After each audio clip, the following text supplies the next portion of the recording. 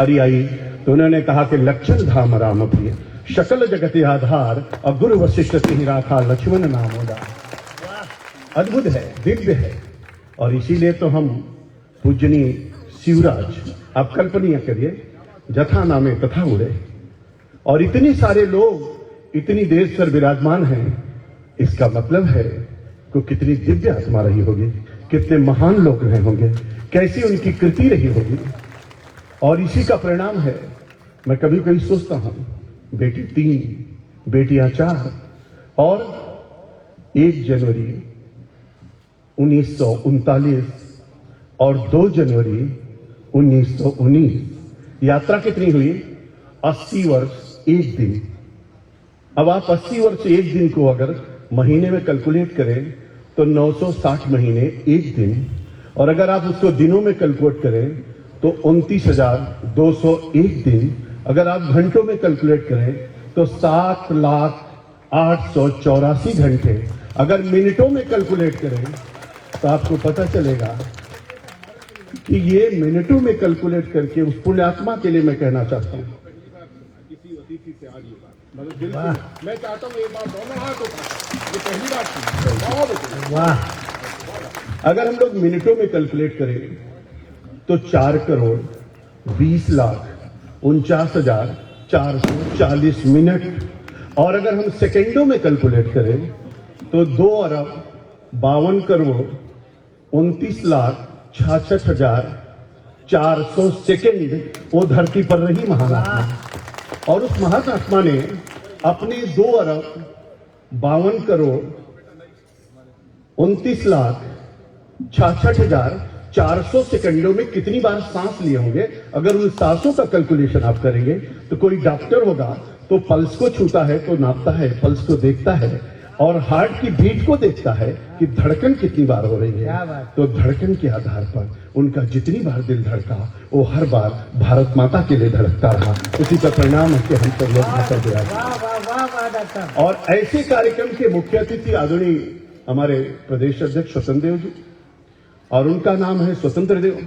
लेकिन कवियों की माया कितनी विचित्र है कि स्वतंत्र को कैसे परतंत्र करते हैं, कैसे बंधक बनाते हैं। ये अगर सीखना कला हो तो कवियों से आप सीख सकते हैं। तो हमारे स्वतंत्र को उन्होंने परतंत्र किया, और उन्होंने कहा जब राजा को ही हम बंदी बना लेंगे तो बाकी लोग तो बंदी हो ही जाएंगे। तो हम सब लोग तो उनके साथ बंदी हो गए। तो हमारे दया, अभी दया भी है और शंकर भी है, तो आप कल्पना करिए कि दया शंकर भी उसी में दयालु हो गए। और महेंद्र का तो कुछ करने नहीं भाई, जब स्वतंत्र हमारे अध्यक्ष है तो फिर कुछ सोचिए। कल तक के लिए अनिल भाई यहाँ पर बैठे हैं, आशीष को जब देखता हूँ हंसता मुस्कुराता हुआ चेहरा, छत्रपति शिवाजी को देखता हूँ, ऐसे लगता है, और इनको देख करके मन को लगता है कि वास्तव में 3 रत्न कैसे रत्न, आशीष, आंसू भी लोग बोल रहे थे। तो तुमने कहा कि पिताजी की और माता उपजे पुत्र पिता के घर में, और खेती उपजे अपने कर में। तो कितना बड़ा आशीष है आशीष के ऊपर उनका कि आज हमारा आशीष विधायक है। अद्भुत है। आलोक ने आलोकित करके चले गए, कम दिनों में चले गए, आलोक आलोकित कर गए, लेकिन कितना सुंदर दिव्य नाम था कि अपने आलोक से सबको आलोकित करके चले गए। और उन्हीं की स्मृति में आज भी वो आलोक फैल रहा है और हम सब लोग यहाँ पर विराजमान हैं। और तीसरे, गौरव ने कितनी गौरव बढ़ाई है, आप कल्पना कर सकते हैं कि गौरव की गौरव से हम गौरवान्वित हैं। और इसीलिए तो गौरव के गौरव से हम लोग गौरवान्वित हैं, तभी तो यहाँ पर उपस्थित हैं। और इसलिए मुझको लगता है अद्भुत क्षण है, दिव्य क्षण है। और मैं यात्रा को विस्तार नहीं देना चाहता क्योंकि इनका छोटा छोटा मामला बहुत बड़ा हो जाता है, लेकिन मैं उस परंपरा का वाहक हूं।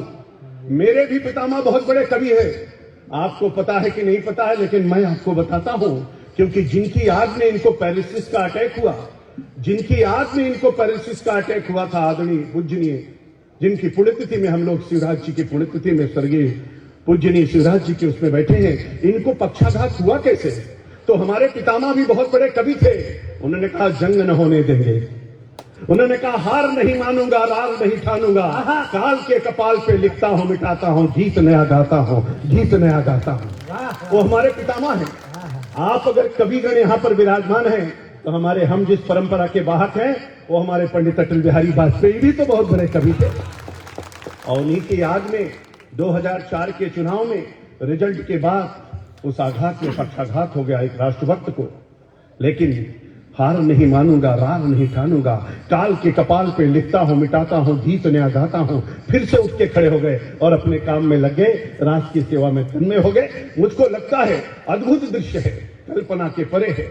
और इसलिए मैं कहना चाहता हूं, जिन्होंने 59 में पोस्ट ग्रेजुएशन किया हो, 20 साल में जिन्होंने शिक्षक के रूप में आए हो, एक शिक्षाविद के रूप में, एक शिक्षक के रूप में, एक गुरु के रूप में, एक जिला कार्यवाह के रूप में, एक जिला संचालक के रूप में, विभाग संचालक के रूप में, विभाग कार्यवाह के रूप में, सामाजिक सेवा में रत रहने वाले, गुरु के नाम से विख्यात रहने वाले, अद्भुत दृश्य है।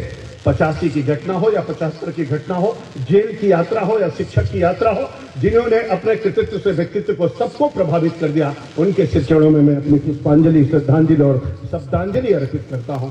उनके सिर चरणों में प्रणाम करता हूं।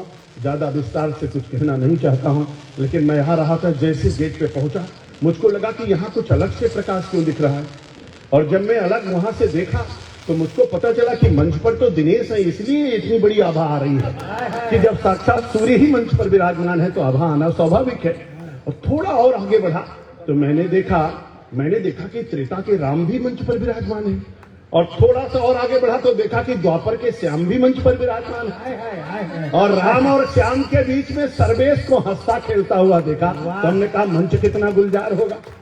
तो मैंने सोचा कि वास्तव में कविता है कि ऐसे कविता है, लेकिन जब कविता को देखा तो साक्षात कविता में वातावरण हो गया।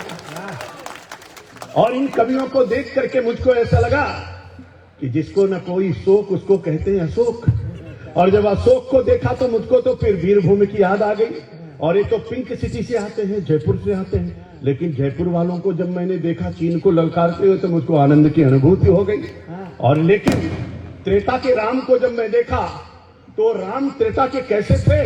समुद्र के किनारे विनय न मानत जलद जड़ गए 3 दिन भी, बोले राम सकोप बस भय बिन हो प्रीत। तब हमारे राम के त्रेता आ गए। और हमारे जो द्वापर के श्याम थे उन्होंने कैसे कहा? द्वापर के श्याम तो वैसे थे कि जब भीष्म में ललकारा तो उन्होंने चक्र सुदर्शन उठा करके रण क्षेत्र में आ गए तो हमारे श्याम आ गए।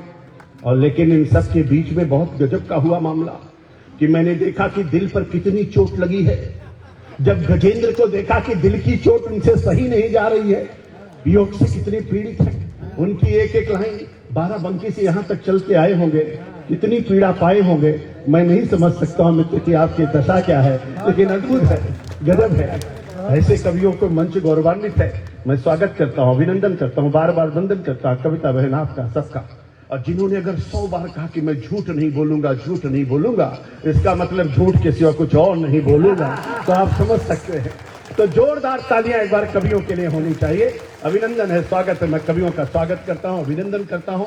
और मैं कहना चाहता हूं, सरयू कहती राम कहां है, यमुना कहती कृष्ण कहां है, दशरथ गंडकी पूछ रही है बलदाऊ बलराम कहां है, कहां भीष्म की गदा खो गई।